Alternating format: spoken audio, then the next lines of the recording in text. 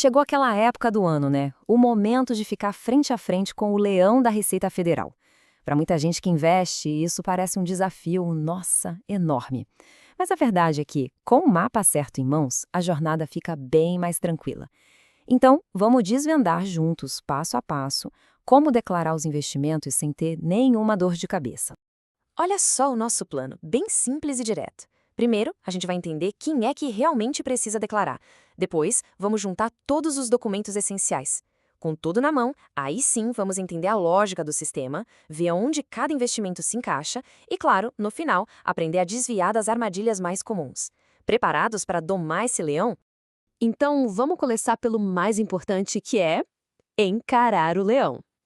E a primeira pergunta que fica no ar é: será que essa obrigação de prestar contas ao fisco se aplica mesmo a todo mundo que investe? Pois é, existe aquele mito, né, de que ter qualquer tipo de investimento já obriga a fazer a declaração. Mas olha, não é bem assim que funciona. As regras são bem específicas e o segredo é entender se o caso se encaixa em algum dos critérios que a Receita estabelece. A regra é bem clara. Se a pessoa se encaixa em pelo menos um desses critérios, a declaração é obrigatória. Por exemplo, os rendimentos tributáveis, como salário, passaram de R$ 30.639,90, ou talvez as vendas na bolsa somaram mais de 40 mil no ano. E, atenção aqui, hein? Até mesmo um único lucro na venda de cotas de fundos imobiliários, que tenha imposto a pagar, já coloca a pessoa na lista. Certo. Mas e se alguém for obrigado e simplesmente não declarar? Bom, a Receita Federal não costuma esquecer, viu? E as consequências para isso são bem diretas. Para começar a conversa, tem uma multa mínima para quem entrega a declaração fora do prazo. Mesmo que não tenha nenhum imposto a pagar, o valor já parte de R$ 165,74. É o custo inicial de deixar para depois. E esse valor inicial é só o começo. A multa pode pular para até 20% do imposto que deveria ter sido pago. Ou seja, a desorganização sai bem cara. E por falar em organização, isso nos leva direitinho para o nosso próximo passo. Agora, vamos preparar nossas ferramentas. Pode acreditar, organizar os documentos antes de tudo é o que separa uma declaração tranquila de uma noite inteira de dor de cabeça.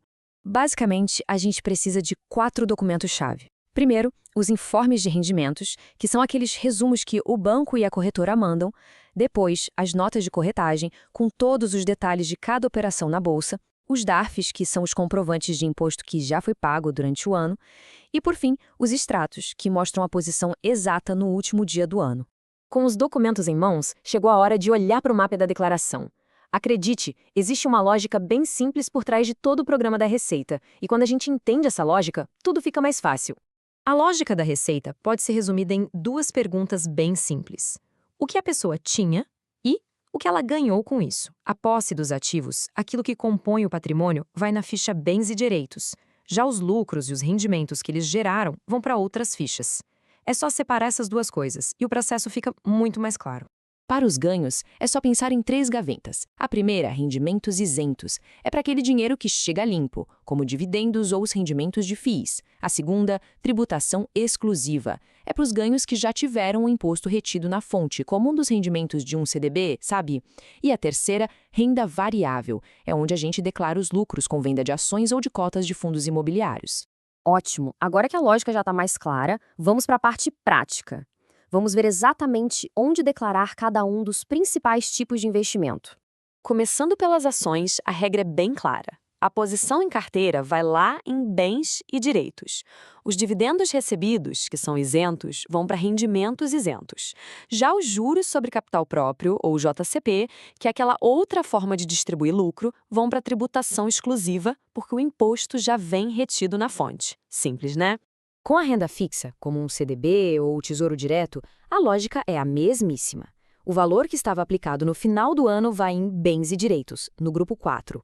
E os rendimentos recebidos quando o título foi resgatado entram na ficha de tributação exclusiva, código 6, porque o imposto já é descontado de forma automática. Fundos imobiliários têm uma particularidade. A posse das cotas vai em bens e direitos, normal. Os rendimentos mensais, que para a pessoa física são isentos, vão lá na ficha de rendimentos isentos. Mas muita atenção, se houve venda de cotas com lucro, esse ganho é tributado em 20% e precisa ser declarado na ficha específica de renda variável. E para aqueles ativos mais modernos? Com criptomoedas, a posse é declarada em bens e direitos se o valor da compra passou de R$ 5.000. Já com investimentos no exterior, a regra é mais rígida. Qualquer rendimento, de qualquer valor, precisa ser declarado e é tributado com uma alíquota fixa de 15%. E agora, finalmente, vamos falar sobre as armadilhas. Porque saber o que fazer é crucial, mas saber o que não fazer, isso é o que realmente protege da temida malha fina. Aqui estão os erros mais comuns. Omitir qualquer rendimento, mesmo os isentos, é um baita sinal de alerta para a Receita. Erros de digitação são fatais porque hoje em dia os dados são cruzados eletronicamente. E tem que lembrar da nossa lógica inicial. É preciso declarar tanto a posse do bem quanto o rendimento que ele gerou. Declarar só um dos dois gera inconsistência na hora. E para a gente fechar, uma reflexão importante. Muita gente tem medo da declaração, achando que sempre vai significar pagar mais imposto. Mas o principal objetivo aqui é a transparência. É simplesmente informar a Receita de forma clara e correta como o patrimônio evoluiu. Com esse mapa em mãos, detalhando o caminho, as ferramentas e as armadilhas, o leão já não parece um bicho tão selvagem, não é mesmo? A organização e o conhecimento são, sem dúvida, as melhores armas para manter a vida de investidor em paz com o fisco.